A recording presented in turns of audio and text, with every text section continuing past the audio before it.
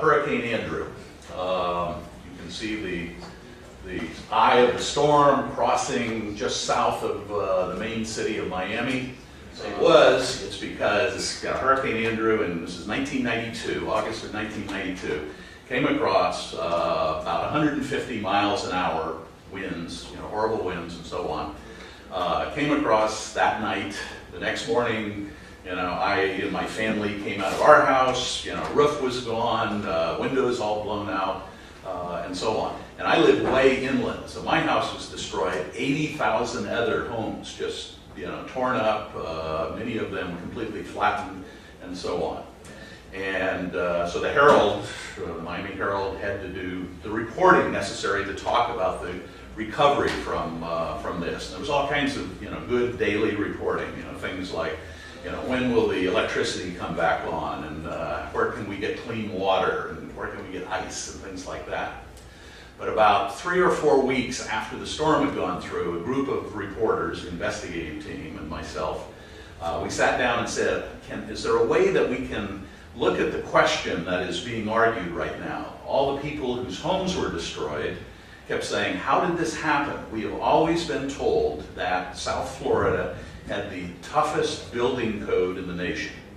That we were, the builders were required to build homes strong enough to withstand hurricanes, because Florida gets a reasonable number of hurricanes. So homeowners are saying, how did it get this bad? The builders, on the other hand, the contractors and so on, were saying, oh, nobody could build homes to withstand, such a horrible storm. This, couldn't be done. It's impossible. So we decided to look at this question. We said, is there a way we can answer that question? Was this an act of God, or was it our own stupidity that caused this disaster? So we began to look at it, and I had a big hand in this, because I had started. It was about 10 years before when I started working at in the covering state government in Tallahassee. I had bought an Atari 800 computer, little one to play with at home, and it was like a toy I was playing with at home. This was in the early 1980s, and I began to realize that the things I was learning to do on that Atari 800 could help me be a better reporter for the Herald. And that was particularly important because the Herald was a very competitive newsroom. We had, great reporters, many of whom either had earned Pulitzers already or would go on to earn Pulitzers just because they were very good. So the way to stand out for me was to learn a skill that other reporters didn't have. So I began, learning to use some of the tools I will talk about here shortly. So anyway, Hurricane Andrew comes along, and by then I realized that I had learned enough to do it. Louis Pasteur had a phrase, chance favors the prepared mind. And in this case, my mind was prepared. I sort of knew how to work with data. I knew data sets that would help us in this. So we took the first data set we worked with was the list of all the homes that had been destroyed. The government had gone around and created a list, how much damage on each house. So 80,000 records of computer damage, or pardon me, of hurricane damage. And I realized we could take what's called the property tax roll. It's a list, it's a detailed list of information about every house in Miami. In that, for each of these houses, it contains information like the value of the house, the location, the size, the type of construction, the year it was built, a whole bunch of different variables about each house. So I could take the computer, I could take these two large databases, take the computer, bring them together by the address, and have a database that told me information about all those damaged houses. And then I started using the computer to look for a pattern that would explain what happened. Value there was no pattern. Expensive homes were as likely to be destroyed as very modest homes. Size didn't matter. Big ones were being destroyed, but so were small ones, and so on. The only variable that had a pattern was the year of construction. And the pattern, the smoking gun of this, was the newer the home, the more likely to be destroyed. Okay? And, for instance, homes built in the 1960s, very small percentage were damaged, a few roof tiles off, and so on. But as we got closer and closer to the 1990s, you just had horrible damage on them. And location didn't matter either. You would think that the worst damage would be, right in the center of the storm. Not the case. Again, the homes built in the 60s where the storm went right over, no big problem.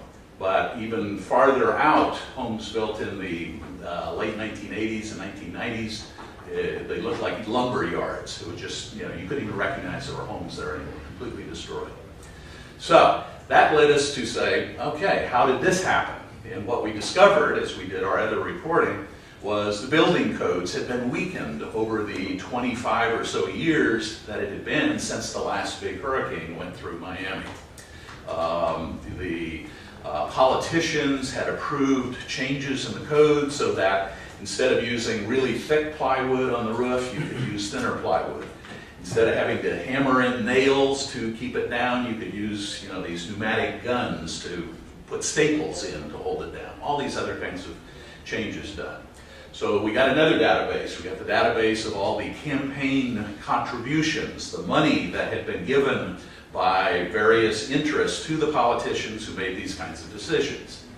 And we could use that to measure the influence of the building industry on the politicians. Another database was the database of all the building inspections that had been done before the hurricane. For about 5 or 6 years worth of building inspections. There were millions of these inspections in the database. And we could use that to look and for instance, we found there were days where a roofing inspector, the way a roofing inspector is supposed to work is he drives up in his truck to the construction site. He's supposed to get out, take the ladder off his truck, climb up on the roof, and make sure that it's all being done right.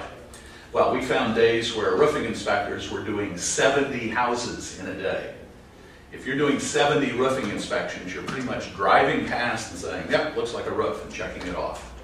So that was a huge problem. Basically, the inspectors were completely overwhelmed. There was lots of construction, and government didn't want to pay for more inspectors. So anyway, all these different things allowed us to go beyond the finger pointing. The homeowners saying it must be your fault, and the contractors saying, oh, it's not our fault. What we did was basically put evidence into our story. Okay, we went beyond anecdote, and that's, to me, I think the key thing that database journalism lets you do. Okay, we in journalism forever have built our stories around anecdotes, examples of a problem, but without really being able to measure the whole problem.